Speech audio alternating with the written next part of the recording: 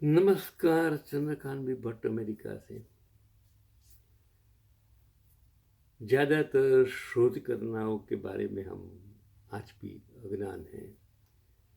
सिर्फ जो शोध हुई उसको उपयोग करते हैं, लेकिन उनके बारे में इन लोगों ने कितनी मेहनत की, क्या क्या सहन किया, वो हमें कुछ पता नहीं है।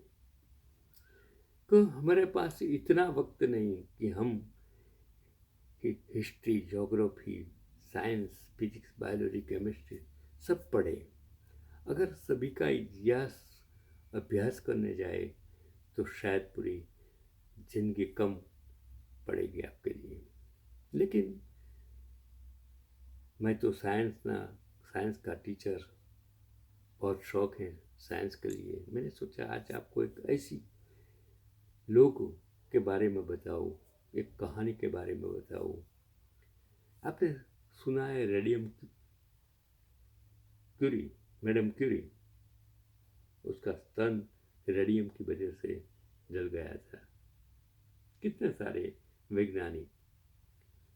मैं बात करता हूँ रोजलिन फ्रैंकलिन, एक जाने माने ब्रिटिश वैज्ञानिक थे जिनका जन्म 25 जुलाई 1920 को लंदन में हुआ था। वे एक क्रिस्टलोग्राफर थी क्रिस्टलोग्राफर थी यानी वे एक्सरे किरणों की मदद से अणुओं की संरचना को समझती थी। कोश, सेल, अणु, अणु में परमाणु होते हैं।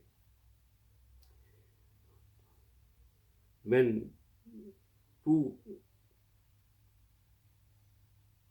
मतलब जो दो परमाणु केमिकली जब इकट्ठे होते हैं तब अणु बनता है। वो परमाणु में केंद्र होता है और केंद्र में न्यूट्रॉन प्रोटॉन होता है और इलेक्ट्रॉन उसके आजू बाजू घूमता है। आपने एटॉमिक रिएक्टर्स नाम तो सुना होगा। तो मैं उसकी बात करता हूँ जो फ्रैंकलिन, रोजलिन फ्रैंकलिन। तो वो एक क्रिस्टलोग्राफर थी, लेकिन उनका नाम सबसे ज़्यादा जुड़ा है डीएनए की संरचना की खोज से। Deoxyribose nucleic acid, DNA, RNA, ribose nucleic acid, DNA, deoxyribose nucleic acid.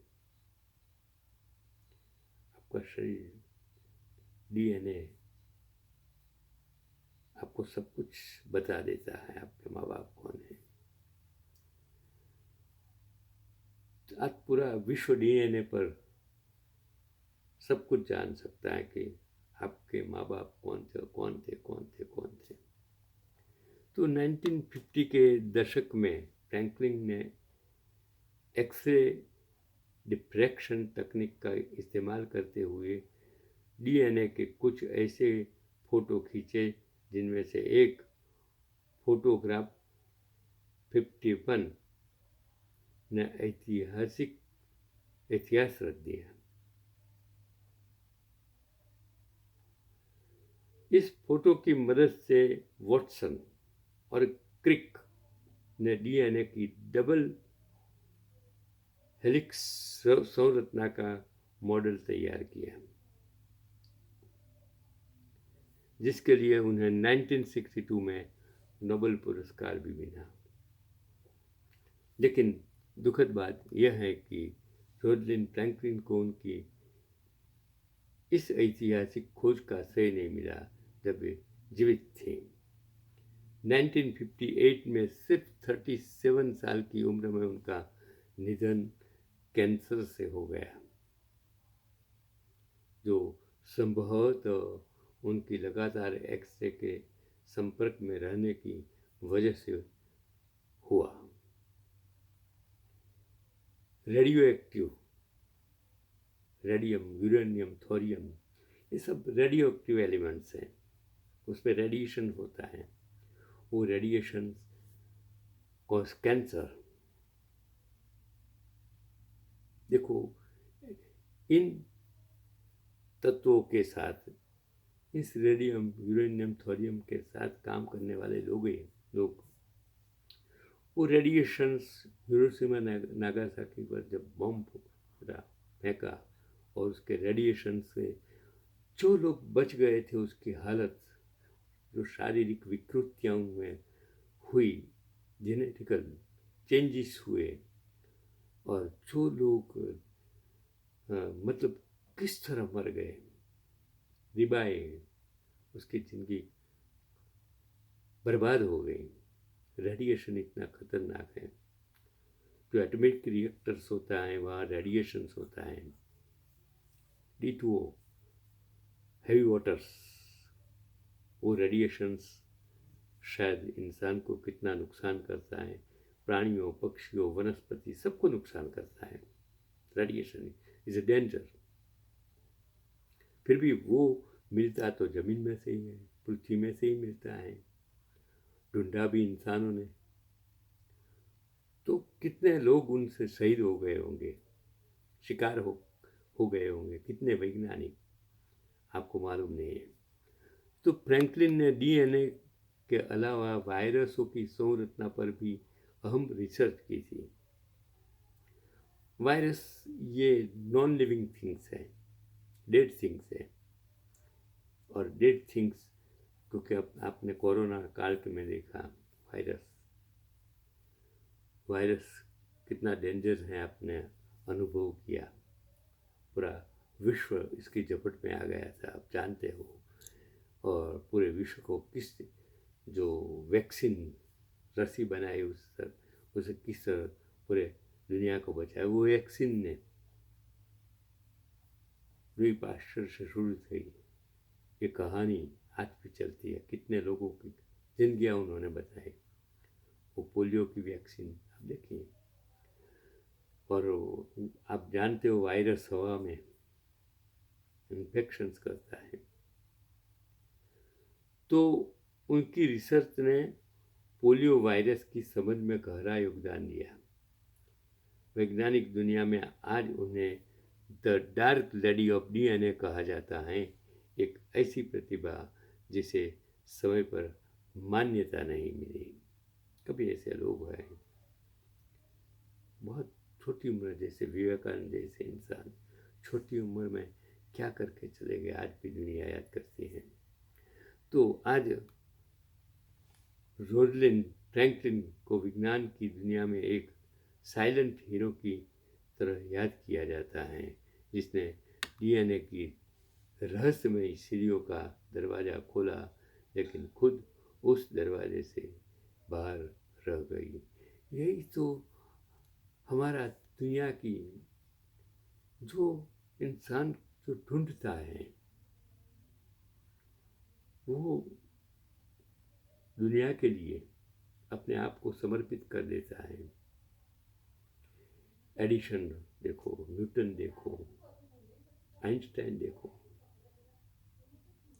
ये कितने कैंसर डिसीज पर आज रिसर्च हो रहा है दुनिया भर आज कैंसर से, क्योंकि उसके जिम्मेदार आप हैं।